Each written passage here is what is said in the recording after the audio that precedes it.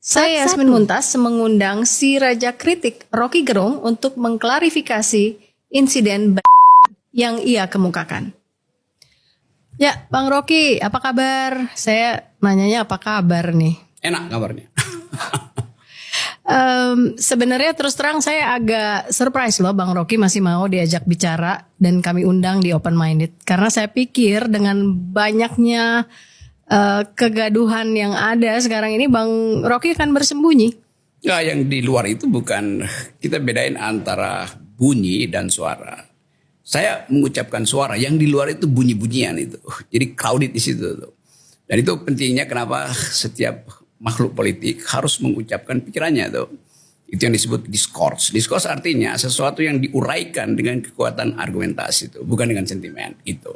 Itu abstrak sekali, tolong diterjemahkan supaya orang yang menonton acara ini paham apa yang Bang Rocky sampaikan. Seringkali saya harus terjemahkan, lalu dia berfungsi jadi kalimat yang nanti dianggap kurang sopan itu. Seperti kasus saya kan, saya berupaya untuk abstraksikan tuh bahwa ada kejahatan narasi dari presiden karena terus menghindar dari tuntutan buruh misalnya tuh. Nah, kejahatan narasi istana itu kan disembunyikan melalui headline. Nah, saya menganggap bahwa headline itu semacam usaha untuk menyelundupkan kepentingan sepihak dari kekuasaan. Lalu saya lakukan counter narasi. Diskursus saya selalu sifatnya kritis. Jadi dianggap aja bahwa pertengkaran politik kan mesti sampai ke pertengkaran yang abstrak. Karena konsep makin lama makin abstrak. Nah, kalau makin konkret dia makin lama bukan lagi pameran otak tapi pameran otot. Seperti yang hendak dipamerkan oleh Pak Muldoko. Akan pasang badan. Bukan pasang otak. Oke, Bang Rocky, sebelum kita ke sana sebenarnya saya duga akan ke sana. Saya mau dengar dulu dari cerita dari Anda. Sebenarnya pada saat itu bagaimana sih suasananya sampai akhirnya menjadi heboh seperti sekarang ini? Kita flashback lagi ketika Anda mengeluarkan kalimat, kita sebut nggak sih ini? Saya yang sebut kalah. Oke. BT ya, BT itu. Jadi waktu itu sore hari ada semacam konsolidasi buruh dan memang disebut konsolidasi itu. Lalu di dalamnya ada seminar. Saya diundang di dalam seminar yang satu paket dengan konsolidasi buruh. Konsolidasi buat apa? Buat demo anti omnibus law tanggal 10 besok tuh. Lalu saya ditanya oleh panitia tuh, kira-kira apa fokusnya ya Bang Rocky? Oke, saya akan terangkan fokusnya. Maka saya mulai dengan kritik terhadap omnibus law itu. Bahwa itu adalah, saya sebut itu undang-undang yang penuh maksiat. Dan saya terangkan bahwa undang-undang itu menyebabkan hak buruh untuk memperoleh rasa adil, kemakmuran atau upah yang mencukupi itu dibatalkan oleh undang-undang itu. Dan bahkan undang-undang itu udah dinyatakan inkonstitusional. Lalu Pak Jokowi cari akal, diperpukan. Setelah diperpukan, dinaikkan statusnya sebagai undang-undang tuh. Jadi hal yang sama muter-muter di situ kan. Itu poin penting, saya kasih kritik itu tuh. Yang kedua soal IKN. Waktu itu saya membaca di media massa bahwa Presiden Jokowi pergi ke Cina tuh. Buat apa? Terutama buat nyari investor.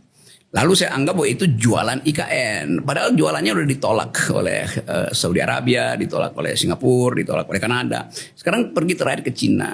Dan kita tahu bahwa Jokowi atau Presiden Jokowi atau jangan sebut Presiden Jokowi, Presiden ke-7 Republik Indonesia itu lebih anonim lagi tuh. Berupaya untuk membujuk Presiden Cina untuk tanam saham di IKN. Dan bagi saya itu artinya memberi keleluasaan pada sebuah negara yang sedang berupaya untuk menghegemoni atau bahkan menganeksasi negara-negara tetangga. Dan itu ada faktanya tuh di Bangladesh, di Afrika tuh. Kalau gagal bayar utang maka diambil alih bagian-bagian dari negara itu. Jadi ada pretext, ada peristiwa sebelumnya. Maka saya sebut bahwa Presiden Jokowi hendak menjual negara.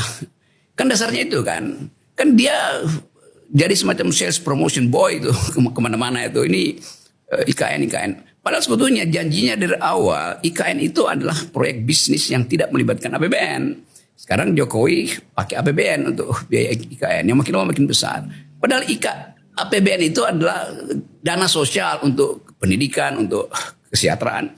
Jadi Pak Jokowi pakai dana itu untuk proyek legasi dia.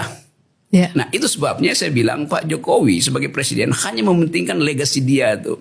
Atau bahkan lebih tegas lagi, dinasti dia, mengabaikan justru hak buruh, justru hak publik, hak rakyat.